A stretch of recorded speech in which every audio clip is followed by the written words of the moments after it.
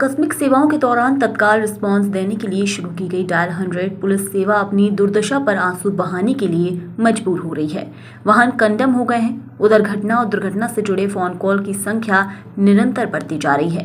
विभागीय अधिकारियों ने 200 नए वाहनों का प्रस्ताव सरकार को भेजा है। मध्य प्रदेश की डायल 100 सेवा देश की पहली सेवा थी जिसमें घटना और दुर्घटना के समय त्वरित रिस्पांस दिया जाता था। इस सेवा से प्रदेश में एक और अपराधों पर लगाम लगी तो दूसरी ओर दुर्घटना के दौरान घायलों को त्वरित अस्पताल पहुंचाने से मौतों की संख्या भी कम हो गई थी। लेकिन इस महत्वपूर्ण सेवा पर ग्रहण लगता जा रहा है। वाहन कंडम हो रहे हैं। विभाग के पास वाहनों की मरम्मत के लिए पैसा नहीं है। ऐसे में त्वरित सेवा लोगों तक कैसे पहुंचे, जिम्मेदार इसी बात को लेकर चिंतित हैं। 2016 में शुरू हुई इस सेवा के प्रारंभिक चरण में 1000 से ज्यादा वाहन शामिल किए गए हैं, जो प्रदेश के हर जिले की जनसंख्या के मान से मुहैया कराए गए थे। 2016 के बाद वाहनों की खरीदी न होने से वाहन कंडम हो गए और अब कुछ जिलों में किराए पर वाहन लेकर पुलिस अपना काम कर रही है। हालांकि विभाग ने 200 गाड़ियों का प्रस्ताव सरकार को भेजा है, लेकिन सरकार की ओर से इस प्रस्ताव पर कोई चर्चा नहीं हुई। फिलहाल कंडम वाहनों से पुलिस आरोपियों के वाहनों का पीछा भी नहीं कर पा रही है। हालांकि विभाग ने एडवांस फीचर से लेस डायल 100 की 200 गाड़ियों की मांग की है। इसके अलावा डायल 100 की कमांड सेंटर भी नवनिर्मित बिल्डिंग में शिफ्ट करने की योजना तैयार की है।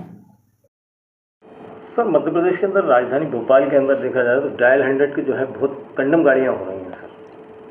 डायल 100 का जो प्रोजेक्ट था, ये देश में पहला राज्य था। मध्य प्रदेश ने यह प्रोजेक्ट की परिकल्पना को साकार किया था और इसको हम ज़मीन पर लाए थे।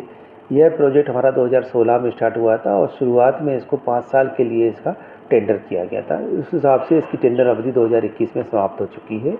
लेकिन उस समय से हम लगातार प्रयास कर रहे हैं कि नया टेंडर हो करके और नई सेवा शर्तों के साथ, नई टेक्नोलॉजी के साथ इस प्रोजेक्ट को और अच्छा किया जाए।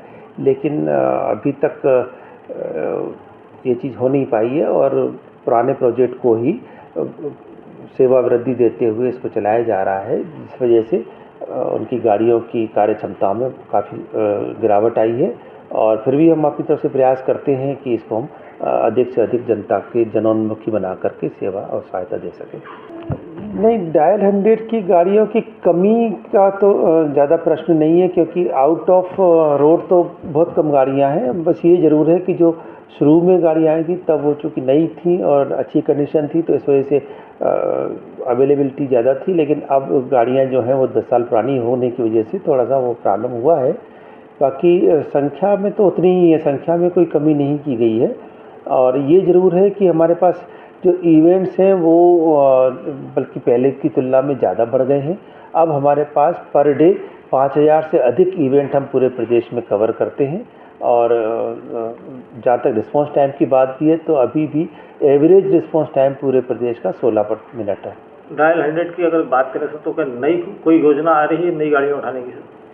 हाँ, हमने इसका प्रस्ताव बना करके शासन को भेजा हुआ है। जैसे ही वहाँ से मंजूरी मिलेगी उस पर डायल 100 फेज़ 2 का क्रियान्वयन होगा। उसमें नई गाड़ियों के साथ साथ नई टेक्नोलॉजी का भी इस्तेमाल किया गया। उसमें बल्कि आर्टिफिशियल इंटेलिजेंस का इस्तेमाल कर करके इसको ज़्यादा से ज़्यादा मैनुअल से हटा करके ऑटोमेटिक सिस्टम पे ले जाएंगे।